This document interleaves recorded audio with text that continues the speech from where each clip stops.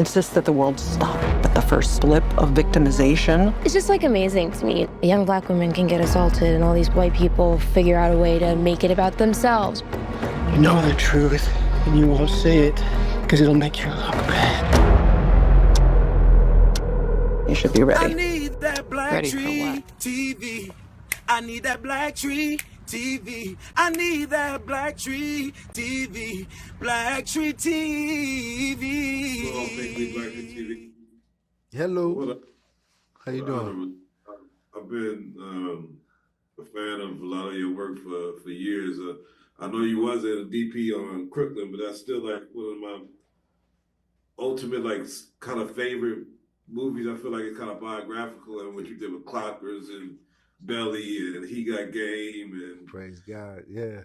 and all the work you've done has been amazing, and I'm honored to be here. So my first question to you is, I mean, cinematography in general, like how did that start from you? I know we've had Gordon Parks and we've had people, you know, ahead of our time, but like what made you go down that track of wanting to do that when it wasn't something that was, I guess, as sexy as other like directors and everything else that we would know about, you know? Yeah. Growing up. You know, it's crazy. The first thing that got me is my father. My father used to take pictures. He was a photographer. He had a film company actually too. Him and a friend of his. He went to Howard, and one of his good friends at Howard. They started a company together called Upfront Pictures. But he more took stills and photography, and he. You know, the thing that got me, I remember to this day, he used to have the key to Compton College, you know, Falls from Compton. So he had the key to the Compton College darkroom. And he took me in there one day to develop some prints. And he put we were in there with the light. It's obviously vibey, moody with the orange light, and and he put the paper in the water, and I watched the image come up like magic in front of me, and that did it. That just had me right there. I did not know this is what I would do, but the visceral impact of watching that image come up in that water is the thing, even to this day, about photography that drives me. It's photography itself. It's the process of being able to take an image and record it onto an emotion, both from a still image to motion pictures, which are basically several still images moving at whatever speed they move. And then also like the effect of that. So it's the effect of me seeing the magic of me seeing that image is what it's tied to my visceral connection to like creating imagery that creates an effect and an emotion in people.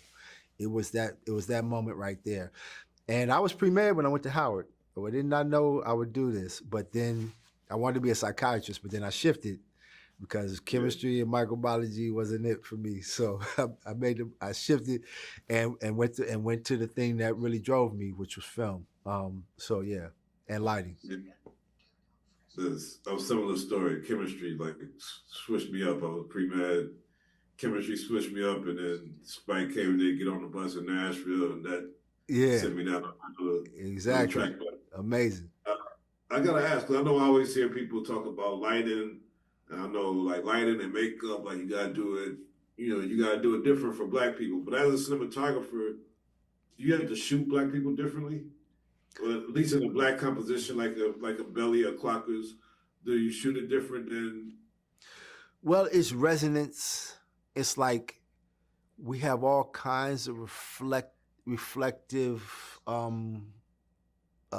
elements in space, and it's skin, but there's nuanced, specific resonance with all layers of skin, and with Black skin or darker skin, it has a very particular resonance in the way it reflects light. So that's one thing that both myself and Hype very clear about privileging is skin tone itself. It's very important. It's critical. It's the character, the people. But because I feel like when we started, I don't know that there was a privileging and honoring of it in the film space as much as we were interested in honoring it. And there was still photographers who had, and you know, that we looked at, and because there's something proprietary about black skin that you could do in terms of resonance that we loved and pushed, you know. So it really is just nuance, you know what I mean, in terms of skin tone and understanding skin tone, understanding skin resonance across the board. And I generally like to honor the skin tone, you know. It's really important to me across the board. And like I said, this was, you know, black skin was pretty much not thought too much of. I mean, you look at older films and it's almost like, you could tell sometimes they weren't thinking it all the way through, you know? Yeah. After the hunt, I mean, first I'm curious on your approach to how you're deciding what style you're going to use in a picture. I know filmmaking is a collaborative process. You work with the director and everything else, but I mean, when you get the script and everything else, are you starting to picture how you're going to shoot stuff? I know it's one scene there where you have like this. I don't know if it's a rack focus or if it's out of focus, where it's just when they're talking about the event that happened between the teacher and the IO, and it's what I can tell it's an effect. It's not just out of focus, but like, how do you like decide what type of styles you're going to use with these pictures? Is it in the script? Is it in the moment? Like, how do you plan that as a cinematographer? Well, I mean, I think I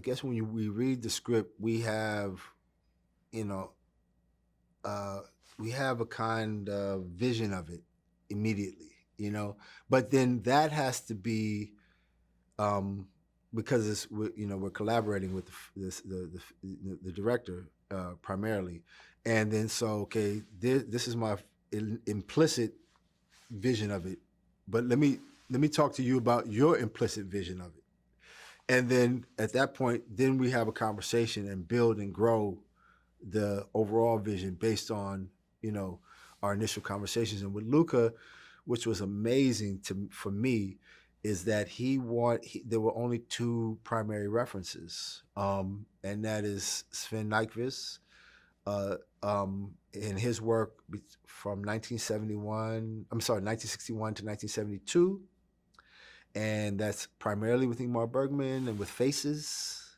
you know, like I say, silence, and persona. And so a lot of those close-ups and how we approach close-ups come out of that. And then of course Bergman Willis, and that is his work from 1977 to 1988. And that a lot of that is lighting and atmosphere and world building with lighting. So that's in terms of how we approach, and what I loved about that, it created a certain level of restraint.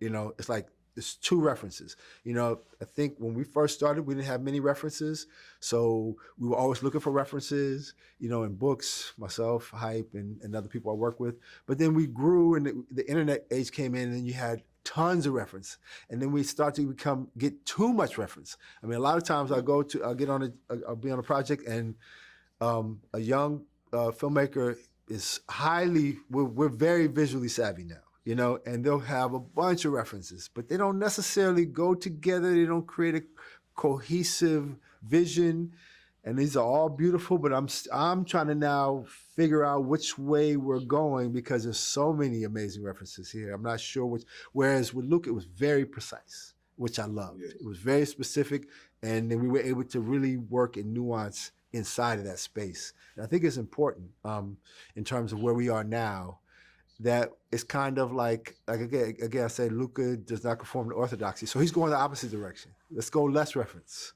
Let's go very precise, you know.